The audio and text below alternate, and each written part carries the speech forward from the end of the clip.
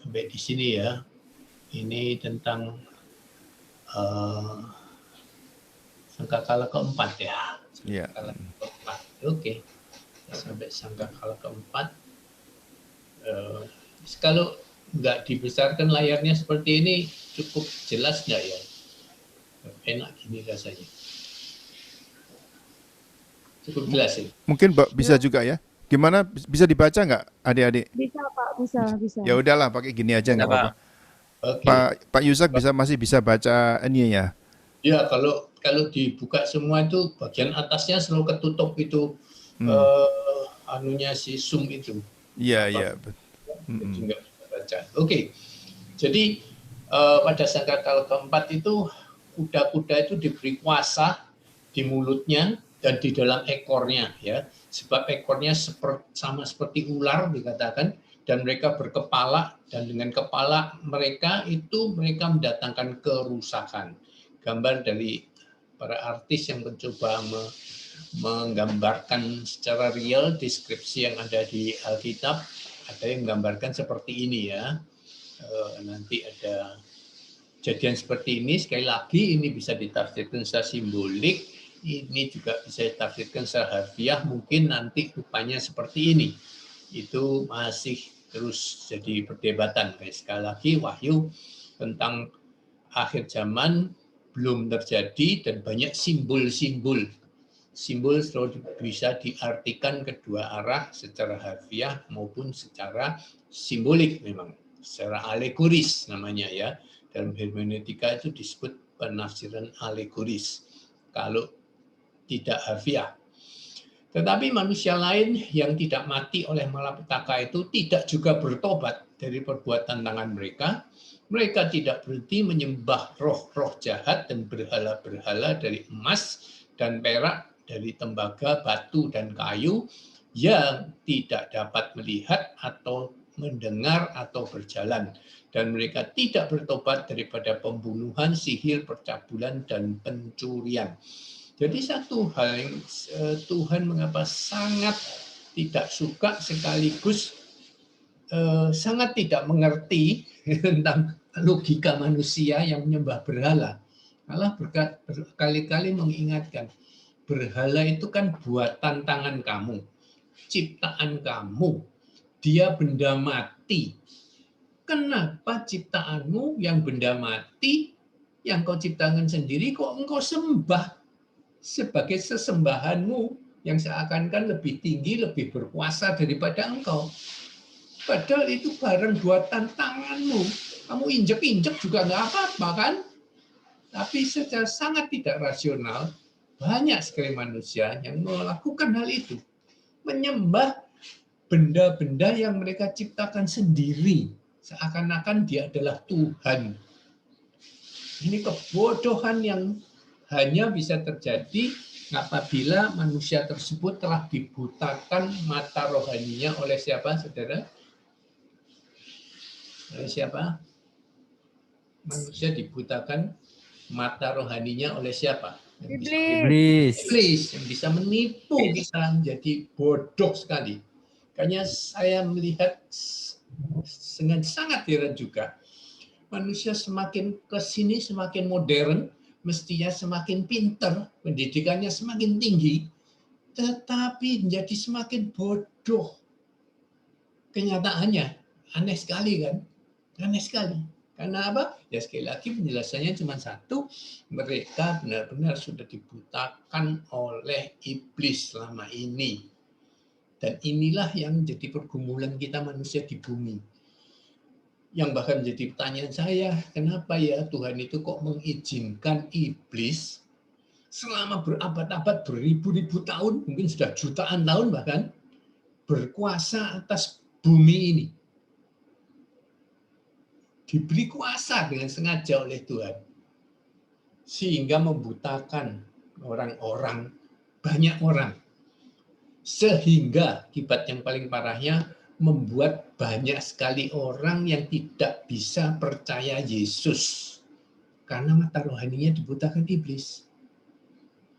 Karena itu ketika kita menginjil, kalau saya ingatkan nomor satu, sebelum menginjil, sebelum berkata kepada target injilan kita, penginjilan kita harus berdoa mengikat semua kuasa gelap yang membutakan mata rohani mereka, telinga rohani mereka.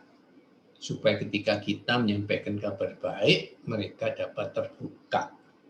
Ya, tetapi sekali lagi tetap banyak yang tidak berhasil karena iblis tetap dapat membutakan mereka. Untuk itulah saya bergumul, kalau orang-orang seperti ini kan bukan salah mereka. Kalau mereka menolak Injil. Ada orang jahat sekali seperti orang-orang FPI itu kan bukan salah mereka.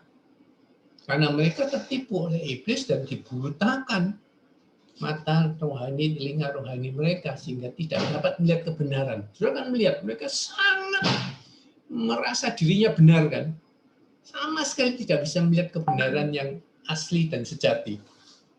Marah-marah terus, penuh kebencian. Menurut saya mereka tidak bertanggung jawab kalau mereka menolak Injil, karena mereka yang bertanggung jawab iblis. Sehingga kalau saudara masih ingat pelajaran Sola Gracia yang lalu, saya mencoba menafsirkan barangkali mereka nanti akhirnya orang-orang seperti ini masih diberi kesempatan terakhir oleh Tuhan Yesus ketika Tuhan Yesus nanti menghakimi mereka. Karena pada saat mereka dihakimi di hadapan Yesus, pada saat itu iblis sudah dimasukkan neraka. Pada saat itu. Sehingga tidak ada lagi yang dapat menipu, membutakan mata rohani dan telinga rohani mereka. Sehingga ketika Yesus nanti menginjil kepada mereka, seharusnya mereka sudah terbuka. Jadi kalau mereka memutuskan untuk terima Yesus, percaya Yesus, ya mereka akan masuk surga. Tapi kalau masih ada yang gila dan nekat, ya atas pilihan sendiri, bukan karena tipuan iblis, menolak Yesus, ya sepantas-pantasnya dia masuk neraka. Ya, tetapi saya percaya bahwa kalau sudah nanti akhir zaman, sudah mereka sadar ini akhir zaman dan Tuhan Allah yang sejati itu adalah Yesus Kristus, maka rasanya sih mereka pasti akan percaya. Tuhan mereka sudah tidak ada, ikut dibelenggu, diikat dan masuk neraka. Tinggal Tuhan Yesus, ternyata Allah sejatinya. Ya, sekarang ini kan semua agama kan berpikir Allahnya Allah yang sejati, Allah lain palsu, ya kan, itu masalahnya. Dan karena itu mereka yakin sekali jalan satu-satunya masuk surga ya lewat agama mereka. Itu semua agama punya keyakinan yang sama seperti itu. Jadi jangan heran. Tetapi nanti kalau itu semua Allah mereka sudah disingkirkan oleh Tuhan Yesus, sudah diikat bersama-sama iblis, semua masuk neraka, lalu mereka dihakimi oleh Tuhan Yesus, mereka diinjili oleh Tuhan Yesus, saya percaya mereka semua akan bertobat dan terima Yesus. Jadi Allah sangat membenci idol-idol, berhala-berhala yang dibuat dari patung ini. Mereka harus dihancurkan. Ya, saya sangat prihatin dan menyesal sekali Gereja Katolik masih penuh dengan patung-patung seperti ini. Mereka ngakunya tidak menyembah, tapi jelas mereka berdoa di depan patung. Bahkan salah satu doktrin Katolik yang paling mengkhawatirkan saya adalah perantara mereka untuk berdoa pada Yesus adalah Bunda Maria. Kalau kita kan perantara kita adalah Yesus Kristus untuk berdoa pada Allah Bapa. Doktrin Kekristenan, ketika kita berdoa pada Tuhan, kita melalui perantara Tuhan Yesus, karena itu demi nama Tuhan Yesus Kristus, dalam nama Tuhan Yesus Kristus, itu selalu akhir doa kita. Tapi di Katolik mereka tidak mengatakan demi nama Bunda Maria juga, tidak. Tetapi mereka punya doktrin, satu kepercayaan bahwa doa kita akan disampaikan oleh Bunda Maria kepada Yesus itu cara lebih efektif. Karena Yesus anaknya Bunda Maria, jadi Yesus pasti nurut sama ibunya, apapun yang dikatakannya. Ini ada dasar Alkitabnya, yaitu kejadian perkawinan di Kana. Ya, di mana Maria menyuruh Yesus untuk membereskan masalah di perkawinan itu yang kehabisan anggur kan. Lalu Yesus membuat mujizatnya yang pertama. Atas dasar kejadian inilah, maka mereka sangat memuliakan Maria sebagai ibunya Tuhan kita, yang setiap kata-katanya pasti diturutin oleh Yesus. Di sini kesalahan fatalnya. Kejadian ini hanya satu kali terjadi. Hanya satu kali tercatat di Alkitab. Tidak semua kata-kata Maria pasti diturutin Yesus. Maria manusia biasa kok. Dia cuma ibu yang dipakai Tuhan untuk melahirkan dia secara lahiriah. Di luar itu, urusan spiritual semuanya, dia bukan ibunya. Itu jelas Yesus mengatakan ketika Yesus suatu kali sedang khotbah, murid-muridnya memberitahu, itu ibumu datang ya mengunjungi engkau, mungkin dengar khotbahnya anaknya. Yesus berkata apa? Siapakah ibuku? Siapakah bapakku? Siapakah keluargaku? Ya, dia bilang, ibuku, saudaraku, ya kamu ini semua. Jadi Maria sama sekali bukan ibu spiritual dari Tuhan Yesus Kristus. Dia hanya ibu biologis. Ya, ibu biologis. Sedangkan Gereja Roma Katolik memperlakukan Ibu Maria sebagai ibu spiritual. Ini kesalahan terbesarnya.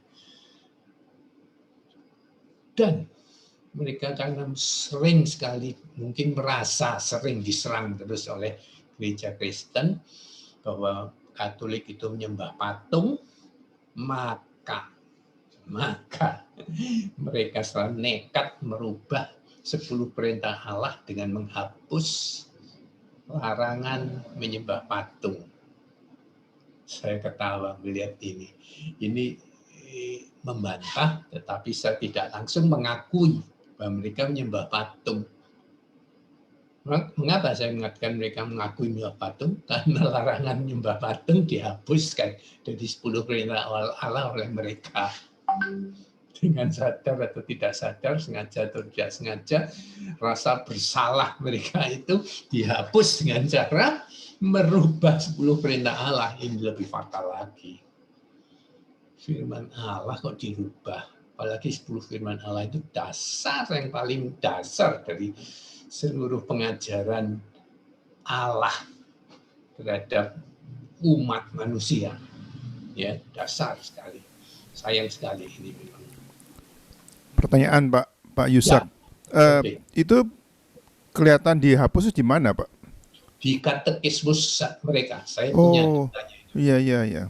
Di katekismus mereka itu 10 perintah Allah yang menyembah patung dihapus, lalu ada yang perintah ke berapa itu dipecah menjadi 2. Jadi kembali 10, kelihatannya 10. Oh, gitu. Manipulasi yang Waduh. Ya. Beraninya itu loh. Nggak bisa. Luar Itu biasa itu. Itu yang fatalnya. Sekali lagi, Katolik itu yang menjadi titik lemah, sumber utama akar masalah mereka tidak percaya sola scriptura. Ini yang paling sumber masalah. Artinya bukan tidak percaya Alkitab, tetapi Alkitab bukan diletakkan pada otoritas tertinggi. Otoritas terbawah dari urutan, ada beberapa urutan yang mereka percaya sebagai otoritas doktrin mereka. Nomor 1 itu Konsili Vatikan yang paling tinggi.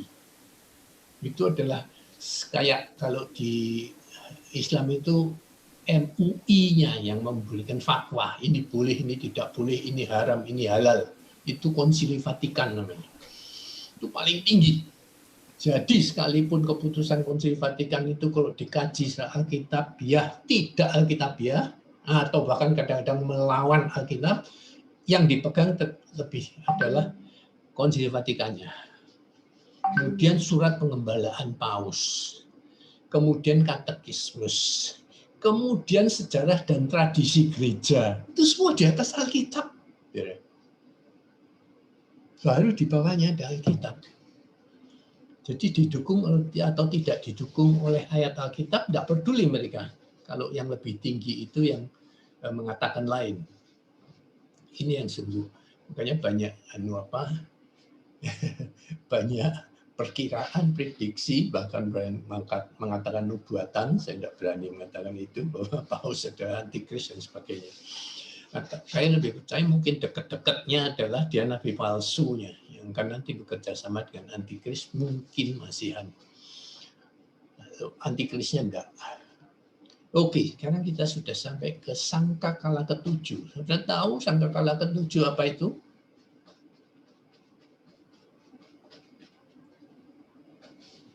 Kita tahu tahap pertama meterai, ya kan? Meterai, ya. Ada yang jawab apa sangka ke-7 apa? Cawan murka. Betul. Jadi seperti meterai ke-7 itu adalah terdiri dari 7 sangkakala.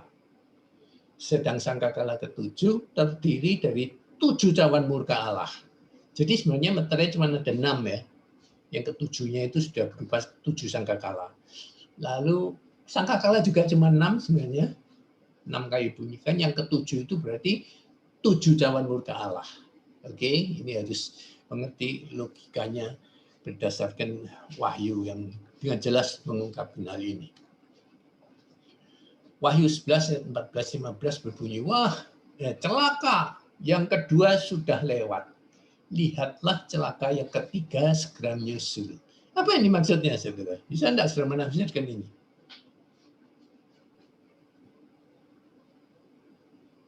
Celaka yang kedua itu apa maksudnya? Celaka ketiga itu apa maksudnya? Sebab selanjutnya lalu malaikat yang ke-7 meniup sangkakalanya. Bisa nggak saudara nangkap? Ayo coba belajar penafsiran. Ini penafsiran benar-benar. Kalau sudah mengerti tadi yang saya baru sebutkan, celaka yang kedua itu sangkakala kan? Ya kan? Celaka pertama apa? Meterai, 7 meterai tadi celaka pertama. Celaka kedua 7 sangkakala. Ya, lalu celaka ketiga, nah ini sekarang kita masuk ke cawan murka Allah. Ya, oke, ngerti ya. Jadi yang dimaksud kata-kata ini dunia saya juga bingung. Celaka kedua apa? Ya kan? Sebab kita perlu bicara sampai kala ke-6 ke-7. Dan terdengarlah suara-suara nyaring di dalam surga, katanya. Pemerintahan atas dunia dipegang oleh Tuhan kita, dan dia yang diurapinya. Dan ia akan memerintah sebagai raja sampai selama-lamanya. Baru pada saat inilah boleh dikatakan awal dari pemerintahan Yesus Kristus. Karena nanti 7 tahun ke Allah ini terutama menghajar iblis dan seluruh anak buahnya, yang selama ini ditahan dengan sangat panjang sabar oleh Tuhan untuk tidak terlalu banyak intervensi ke bumi, karena dia sudah berfirman bahwa memang untuk sementara waktu bumi aku berikan kuasanya di bawah iblis. Ini yang menjawab banyak pertanyaan teologis orang-orang awam. Kenapa ya Tuhan itu katanya sangat baik, sangat penuh kasih dan sebagainya, tapi kok membiarkan terjadinya kejahatan-kejahatan luar biasa di atas bumi ini. Bahkan contoh satu saja, dia membiarkan umat pilihannya 6 juta orang Yahudi dibunuh, dibabat habis secara kejam oleh manusia Hitler, iblis itu. Dia biarkan itu. Dia biarkan itu umat pilihan. Jangan kita loh, kita kecelakaan, dirampok, dibunuh orang, wanita diperkosa, soal kecil sekali. Ini umat pilihannya, saudara. Cerita-cerita dari para survivor, penyintas, kadang bahasanya ya penyintas itu orang yang selamat, berhasil selamat keluar dari bencana. Para penyintas dari kamp konsentrasi Hitler itu bercerita begini. Yang keluar dari kamp konsentrasi hidup-hidup, berhasil hidup, itu 5-10% tidak lagi percaya Yesus, tidak lagi percaya Yahweh. Lupakan Allah kita sudah meninggalkan kita. Masuk akal kan? Tetapi ternyata 85% lebih mereka menjadi semakin percaya. Itu ajaib. Saya pikir ajaib sekali. Mereka semakin percaya kepada Allah Yahweh mereka. Padahal menurut pengalaman yang diceritakan, hampir setiap malam itu ada sekelompok orang dipilih secara random, secara acak, digiring oleh tentara Nazi, ditelanjangin bulat-bulat, digiring masuk ke kamar gas untuk membakar mereka hidup-hidup. Saya kalau menghadiri kremasi orang saja rasanya tidak nyaman. Walaupun sudah mati, tidak dipeti dan tidak kelihatan ditutup. Begitu biasanya keluarga disuruh menyalakan api pertama, itu tidak nyaman, gitu. Ya kan? Kita tahu ada orang dibakar, gitu. Tapi sudah mati. Hitler itu membakar manusia hidup-hidup. Dan setiap kali itu prosesi itu berjalan, biasanya tengah malam mereka lakukan, tidak tahu kenapa. Saya rasa itu masa gelap. Masa gelap paling senang tengah malam memang ya. Dia tidak akan melakukannya siang hari. Para yang lain yang ada di penjara itu, di kamar penjara masing-masing menyaksikan itu semua setiap malam. Sepi sekali, mereka bilang hening, tidak ada satu suara pun terdengar. Ya, ketika mereka ada teman-temannya yang digiring masuk kamar gas itu, tetapi mereka bilang, roh kita itu seperti mendengar semua orang berteriak keras-keras kepada Tuhan mereka. Tuhan, di manakah Engkau? Itu yang diucapkan secara roh oleh setiap orang di kamp konsentrasi itu setiap malam. Tidak diucapkan, tapi mereka merasa mendengar itu semua berseru kepada Tuhan dengan satu kalimat yang sama. Tuhanku, di manakah Engkau? Tanyanya menyeramkan, saudara. Kita sering lakukan itu. Kalau kita punya masalah, kadang-kadang kita juga bertanya hal seperti itu. Tetapi masalah kita biasanya masalah kecil sekali.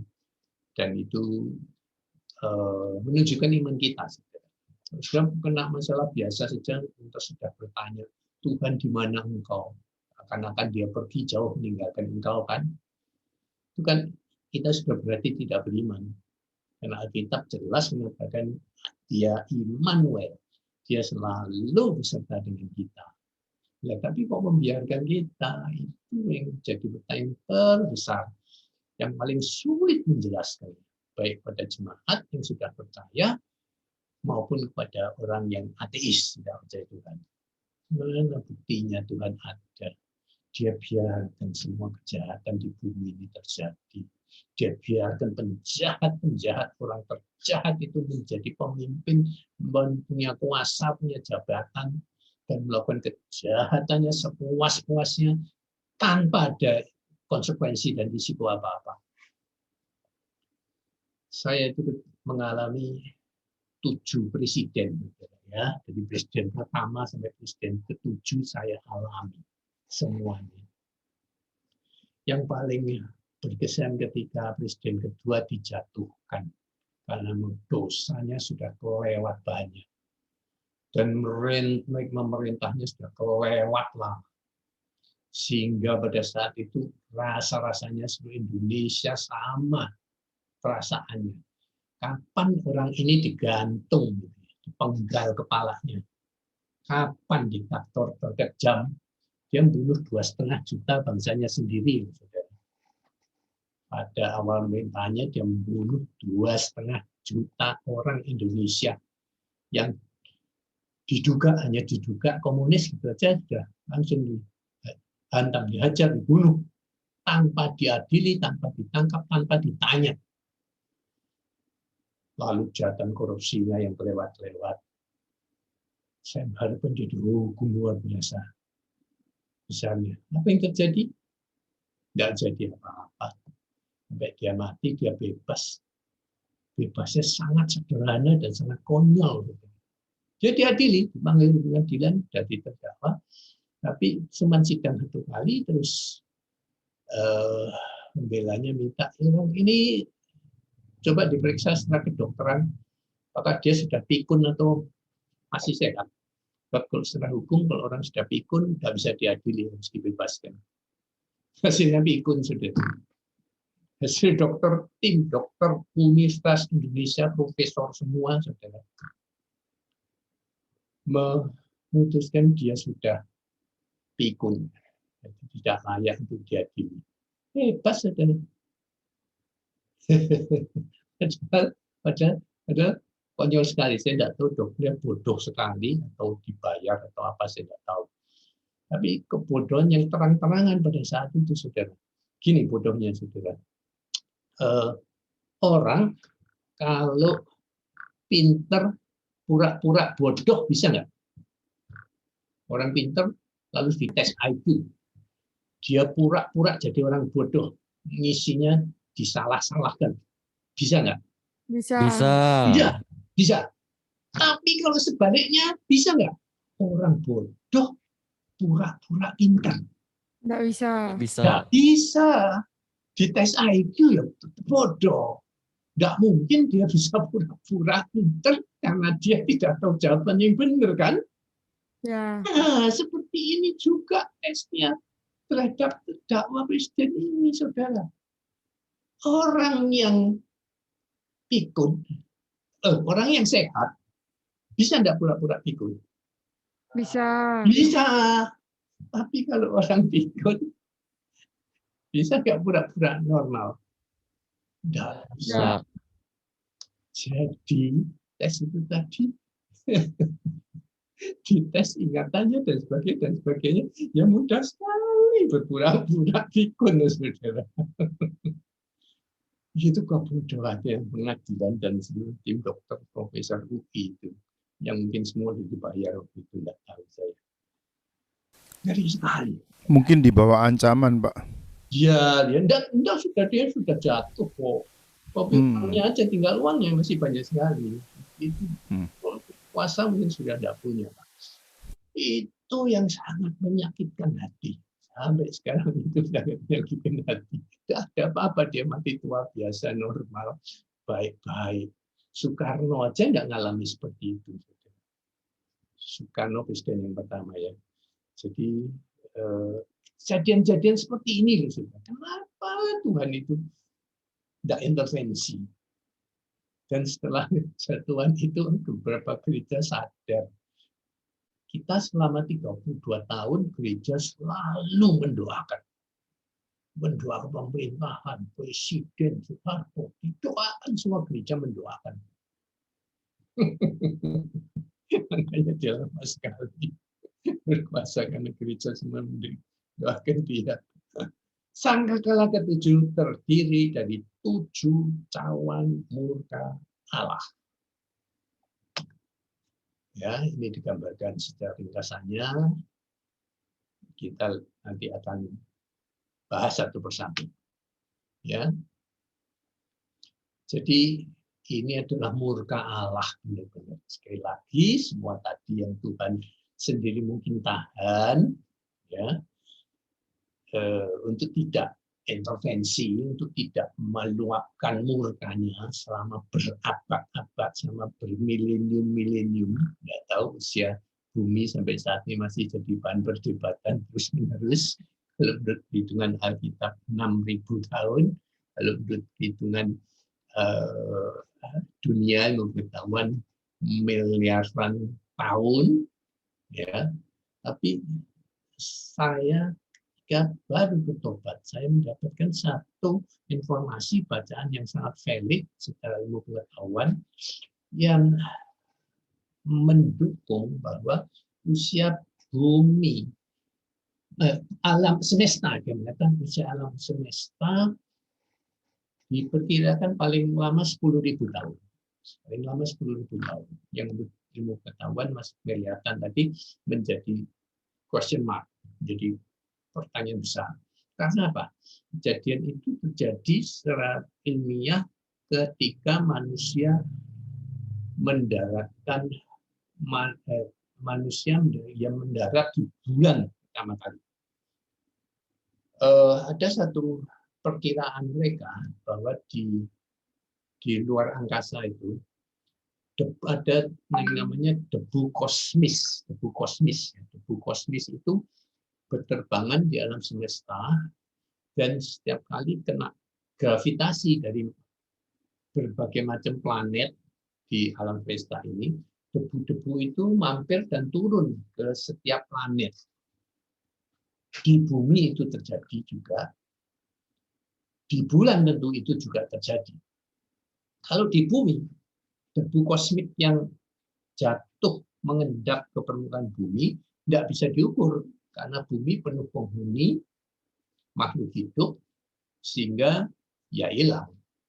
Tetapi di bulan mereka bisa menghitung debu kosmik yang terkena gravitasi bulan lalu mengendap di atas permukaan bulan, itu mereka dapat hitung berapa banyaknya yang sudah jatuh selama miliaran tahun tadi. Hitungan mereka dengan rumit menemukan diperkirakan debu kosmik itu tebalnya 1 meter kira-kira. Hampir 1 meter, 90 sampai mereka pakai 1 yard. Hampir 1 meter. Sehingga pesawat Apollo itu yang turun di permukaan bumi itu diberi 4 kaki, 4 cagak begitu ya. Kapsulnya itu diberi 4 kaki yang ketinggi 1 meter.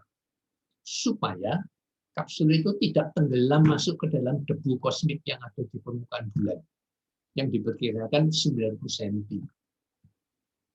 Jadi ketika kapsul yang diturunkan dari Apollo 11 itu sampai di permukaan bulan, mereka heran.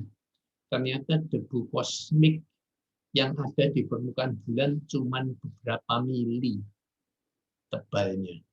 Tidak seperti perhitungan teoritis mereka. Jadi kalau melihat tebalnya beberapa mili saja, mereka bilang paling-paling usia bulan ini 10.000 tahun. Dengan kesimpulan juga sama kan, alam semesta ini 10.000 tahun. Bumi juga 10.000 tahun paling banyak. Jadi ini sangat mendukung, saudara, bahwa bumi ini masih sangat muda ternyata. Tidak sesuai perkiraan ilmu pengetahuan yang sampai saat ini masih dipegang oleh manusia. Miliaran tahun. Lalu, buku ini ditulis oleh orang Kristen, jadi kemudian dia memberikan penjelasan demikian. Untuk mempertemukan pengetahuan yang mengatakan miliaran tahun tadi dengan kenyataan yang cuma paling lama, paling banyak 10.000 tahun, itu begini penjelasannya secara Alkitab. Bahwa Tuhan pada kejadian penciptaan itu setiap kali menciptakan dengan firman kan ya. Dengan bersabda, dengan berkata-kata saja semua jadi. Dan ketika dia menciptakan alam semesta, termasuk segala isinya, pohon-pohon dan semua makhluk lainnya, termasuk manusia, ketika diciptakan pertama kali sudah dalam fase dewasa. Adam itu diperkirakan ketika jeblek Tuhan tiup itu tanpa lihat menjadi manusia pertama Adam, itu diperkirakan usianya 30 tahun. Manusia dewasa. Tidak ada di Alkitab, tapi diperkirakan seperti itu. Dan itu diterima oleh semua teolog. Begitu juga pohon-pohon dan semua yang ada di bumi itu diciptakan tanpa proses dari awal sampai menjadi tua, tapi tiba-tiba sudah dewasa pada saat itu. Yang kalau dihitung dan ilmu pengetahuan, seakan-akan bumi itu usianya bermiliaran tahun pada saat didiami oleh Adam dan Hawa tadi. Itu sangat analogis dengan Adam. Adam kan tidak dilahirkan sebagai bayi kan ya? Adam dilahirkan sebagai bayi nggak? Adam. Enggak. Tidak kan, kita baca di Alkitab, Adam tidak dilahirkan sebagai bayi yang kemudian berproses, bertumbuh kembang seperti kita semua. Kita semua bertumbuh kembang dari lahir sampai jadi dewasa. Adam dan Hawa tiba-tiba jebret dewasa. Sehingga kalau diukur secara ilmu pengetahuan sekarang usianya kira-kira 30 tahun. Padahal ya dia masih 0 umurnya. Pada saat jebret diciptakan gitu. Disinilah perbedaannya mengapa bumi kalau diukur secara ilmu pengetahuan seakan-akan sudah berevolusi. Itu kan berevolusi ya, evolusi bisa dihitung. Manusia ilmu pengetahuan sudah menemukan beberapa alat penghitung umur, misalkan pohon itu diukur dari lingkaran, ada lingkaran tahunnya kan, sudah semua belajar itu, yang dasar-dasar seperti itu kan. Lalu kalau ada tebing-tebing gitu, ada garis-garisnya, usianya bebatuan ini sudah berapa ratus tahun dan sebagainya. Itu pengetahuan bisa mengukur itu semua. Jadi menurut ukuran sekali lagi ilmu pengetahuan memang miliaran tahun, tetapi Adam itu dan semua bumi alam semesta diciptakan sudah dewasa. Itu pertama, dasar utama yang menggabungkan kebenaran ilmu pengetahuan dengan kebenaran Alkitab, bahwa itu tidak bertentangan. Kemudian juga pada saat Adam dan Hawa belum jatuh dalam dosa, ada para teolog yang menafsirkan pada saat itu seakan-akan waktu belum berjalan karena Adam dan Hawa tidak menua. Ya, tidak menua. Baru setelah mereka jatuh dalam dosa, baru melahirkan anak, mulai umurnya dihitung. Jadi kalau ditanya misalkan, Adam dan Hawa selama tinggal di Taman Eden sebelum jatuh dalam dosa, mereka sudah tinggal di Taman Eden berapa lama? Ada yang tahu? Sebelum jatuh dalam dosa, berapa lama? Ada yang tahu? Sebelum jatuh dalam dosa, setelah dia diciptakan, sampai dia jatuh dalam dosa, itu ada waktu berapa lama? Enggak tahu, Pak. Enggak tahu, Pak. Tahu, memang nggak ada yang tahu. Jadi bisa berapa saja, 1 tahun, 2 tahun, 10 tahun, jutaan tahun, miliaran tahun pun mungkin, sangat mungkin. Terserah. Ya kan? Tapi kita hanya bacanya di Alkitab, seakan-akan dari pasal 2, Adam dan Hawa diciptakan, pasal 3 jatuh dalam dosa. Seakan-akan otomatis kita menafsirkan tidak terlalu lama lah. Tapi tidak disebutkan, saudara, waktunya berapa lama mereka hidup tanpa dosa. Sebab ngeri juga kalau baru diciptakan sudah jatuh dalam dosa. Begitu tidak sempurnanya ciptaan Allah itu kan.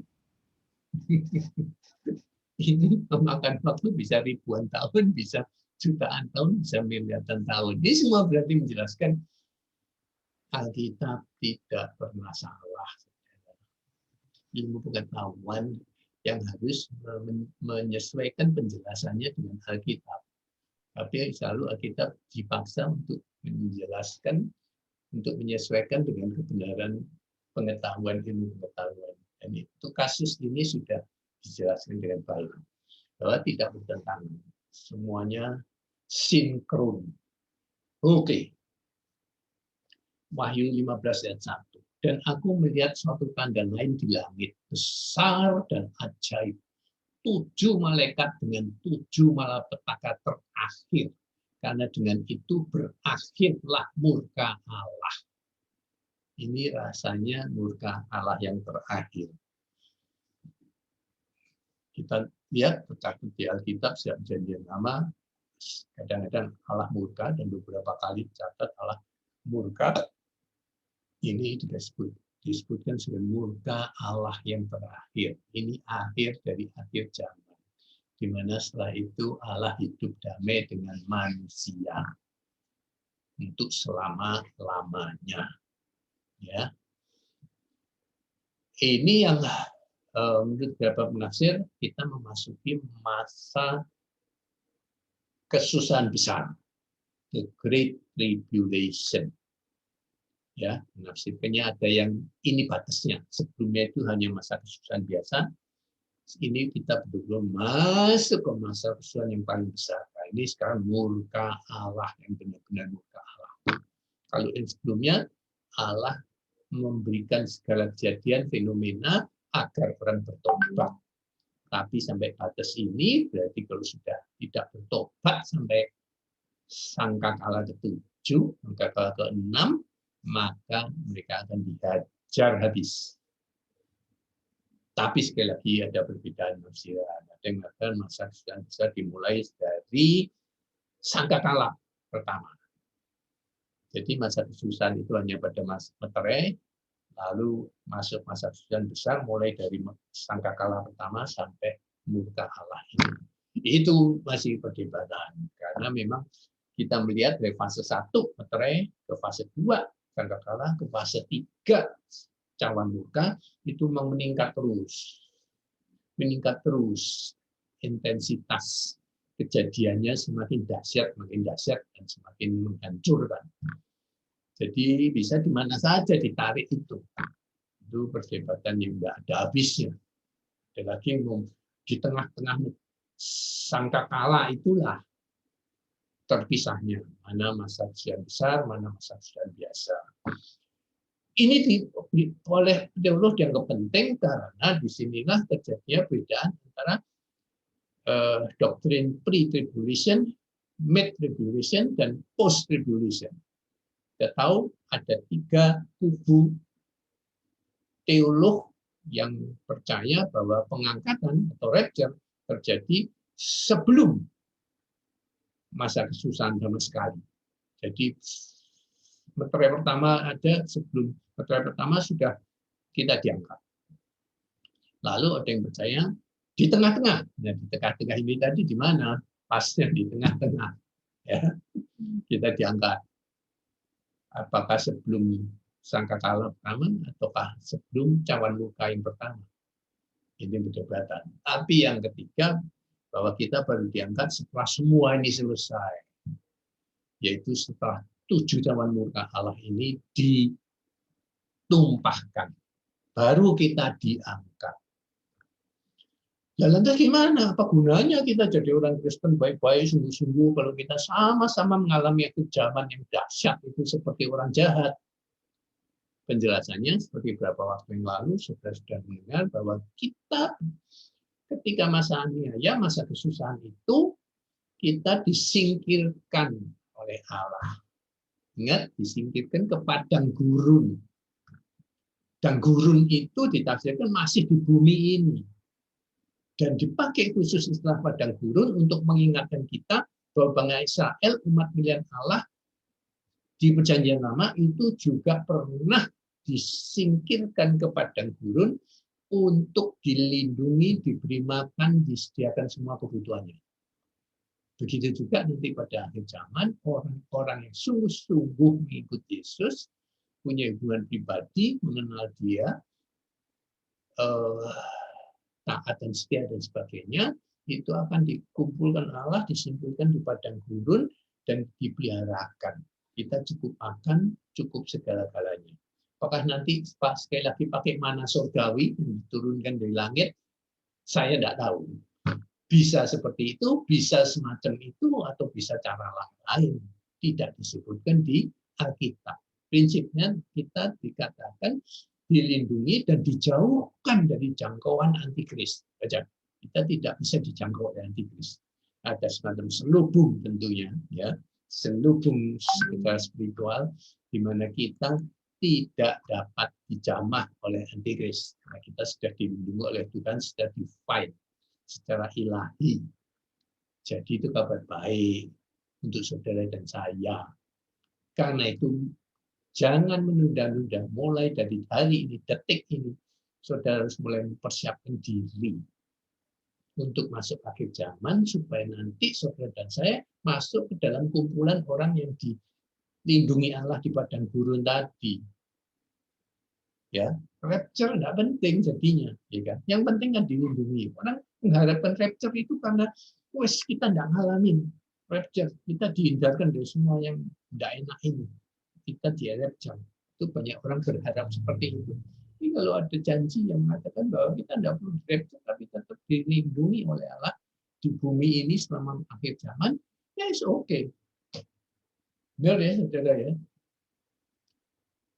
Kita dapat menyaksikan akhir zaman, tapi kita tidak dapat dijamah oleh antikris. Wah, senang saya ngalamin itu, senang. Kita seperti penonton. Nonton, saudara. Nonton. Tapi sedih kalau ada kawan kita, istri kita, anak kita, atau orang tua kita, saudara kita yang tidak masuk di situ, tapi ada di luar. Itu yang sedihnya.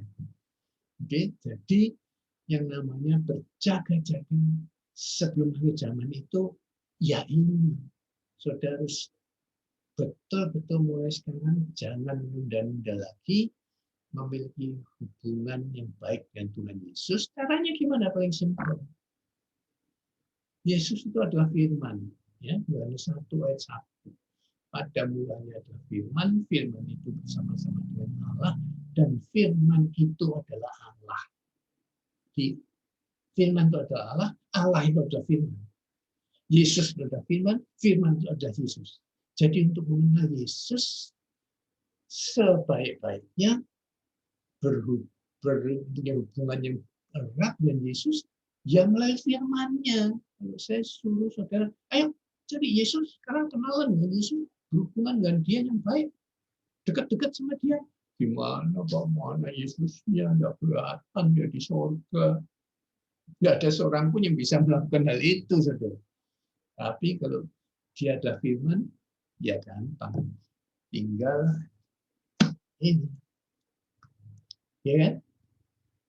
Tinggal kita setiap hari baca, buka firman Allah. Semakin kita mengerti, semakin kita mengenal firman Allah, berarti kita semakin mengerti dan mengenal Yesus. Ya, tidak kenal, tidak sayang, orang bahasa bilang.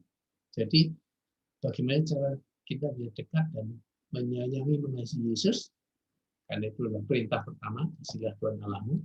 Ya kita belajar dari sini. Semakin kita kenal, kita akan semakin mengasihi Yesus. Semua pribadi, semua kebaikannya, semua diungkapkan di buku ini. Tapi sekali lagi, tidak cukup hanya membaca firman Tuhan, tidak cukup hanya dengan membaca Alkitab, tetapi kalau membaca lalu mengertinya lain, menafsirkannya salah, ya cuma. Jadi apa? Membaca dan mengerti dengan benar. Apa? Jadi gimana? Kita harus belajar hermeneutika tadi. Kalau kita hanya membaca dan tidak mengerti, atau membaca lalu mengertinya salah, karena kita tidak punya kemampuan menafsir ayat, mengartikan ayat, ya percuma. Disinilah sekali lagi sangat pentingnya belajar tafsir ayat di menjelang akhir zaman. Itu saya selalu katakan, tafsir ayat tidak hanya perlu untuk pendeta dan berkhotbah, tetapi perlu untuk setiap orang percaya supaya dia dapat mengenal Alkitab dengan benar, supaya dia tidak mudah disesatkan nanti. Bukan saja di akhir zaman, sekarang pun sudah banyak orang Kristen yang mudah disesatkan oleh khotbah-khotbah yang menarik dan segala macam. Wah, penuh retorika. Sekarang saya kagum dengan pengkhotbah muda, anak muda generasi milenial yang luar biasa fasihnya berkhotbah, luar biasa menariknya dengan gaya milenial mereka. Saya mengagumi sekali. Cuma satu saya khawatir, mereka kalau hanya modal retorika, kefasihan dan karisma bicara tanpa penafsiran yang benar, berbahaya sekali. Berbahaya sekali. Karena mereka menarik sekali. Orang langsung kalau menarik langsung ditelan. Semua yang menarik langsung ditelan tanpa disaring, tanpa difilter, tanpa di otak-atik sama sekali. Apalagi kalau kita tidak punya ilmu tafsir ayat sama sekali, ya sudah semua ditelan. Ini yang saya khawatir. Ini yang saya khawatir. Dan kebanyakan ini, maaf ya, semua khotbah baru karbitan menurut pengamatan saya. Belum punya jam terbang, belum mendalami betul-betul ayat firman Tuhan, ya.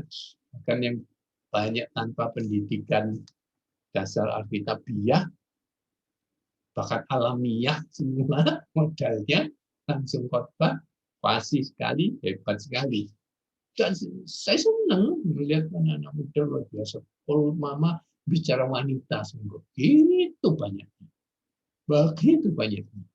Sehingga makanya saya keluarkan ayat kemarin di tafsir ayat Februari tentang masa wanita sih nggak boleh ngajar, nggak boleh khotbah sih, ya kan? Oleh Paulus itu loh, ayatnya itu mengganggu saya tuh. Tidak masuk akal sama sekali. Tapi kita sudah tahu ternyata memang itu kekhawatiran Paulus sama dengan kekhawatiran saya. Karena wanita pada zaman Paulus itu masih tarafnya belum dalam firman Tuhannya. Sehingga kalau mereka langsung tidak mengajar, wah, khawatir bisa sesat. Terus anak-anak sekarang kan modern. Kalau saya sekolah dari belajar teologi dari STH sampai doktor, saya perlu waktu 10 tahun, saudara. Tapi sekarang, waduh, 10 tahun baru doktor teologi, ya kelamaan, saudara. Sudah tua kita baru bisa khotbah. Sekarang ada jalan pintas. Gimana sudah jalan pintasnya? Kelas teologi sekarang paling jalan pintas ada di mana, saudara? Ada yang tahu? Langsung cepat sekali, instan. Sekarang maunya instan semua kan. Karbitan semua. Tidak apa-apa. Karbitan juga baik. Buah-buah di karbit juga bisa dimakan yang baik. Tapi hati-hati, memang ada kelemahannya juga. Mbah Google namanya. Kenal semua Mbah Google? Ada semua. Tahu ya? Itu sekarang berhalanya zaman ini, saudara. Tidak peduli siapapun juga, berhalanya satu di dunia ini yang tidak ada lawannya. Sumber pengetahuan, sumber informasi terlengkap di seluruh alam semesta kita harus akui adalah Mbah Google. Disebut Mbah Google karena benar-benar dikatakan disembah. Mbah Google sekarang sumber sekali informasi. Lebih luasnya internet. Lebih luasnya internet, YouTube dan sebagainya, gitu ya. Facebook, Instagram, semua terkasih. Tapi mbahnya yang informasi tercetak dan sebagainya di Google. Bahkan semua YouTube dan semua pun masuk ke Google juga. Saya punya cucu perempuan dari belum sekolah, umur mungkin 2-3 tahun, 4 tahun, sudah fasih sekali bahasa Inggris.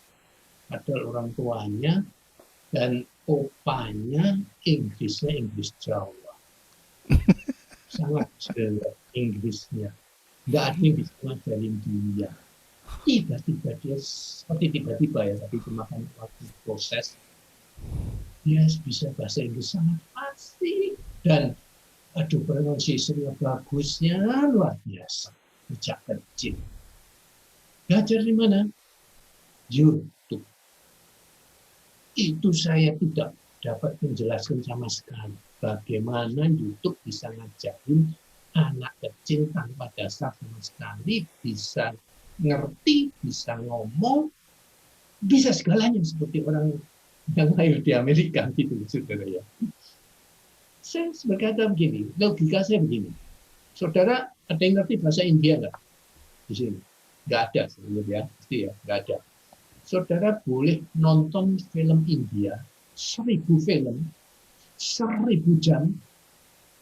Habis itu sudah bisa ngomong India nggak? Nggak bisa. Enggak. Nggak bisa, nggak mungkin, nggak bisa. Nggak pernah dengar, nggak pernah apa-apa sama sekali. Dan lah ini dari YouTube nonton, dengar, bisa langsung. Loh, ajaib ini. Ternyata bukan cuma cucu saya, dia akhirnya disekolahkan di international school, saudara, untuk menyalurkan itu semua kemampuan, kelebihan kemampuannya. Ternyata generasi dia memang 50% sampai 60% sama semua modalnya, sudah tiba-tiba bisa sejak dari lahir kayaknya begitu. Wah, ini fenomena zaman yang tidak masuk logika saya, tapi itu jadi. Luar biasa, saya nggak ngerti. Tapi ada kelemahannya. Kalau dulu dibilang ada orang yang punya bakat bahasa, gifted in language, itu cepat belajar bahasa asing. Ternyata itu dipatahkan. Teori itu dipatahkan, tidak benar.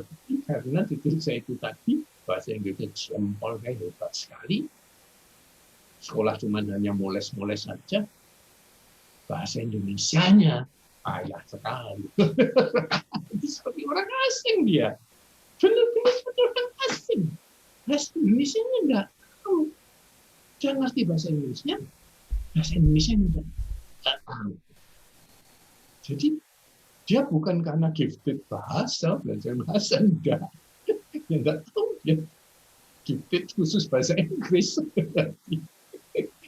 Mandarin dia juga belajar dari susah payah. Bahasa Indonesia belajar susah payah. Hanya Inggris yang lebih dekat. Gitu.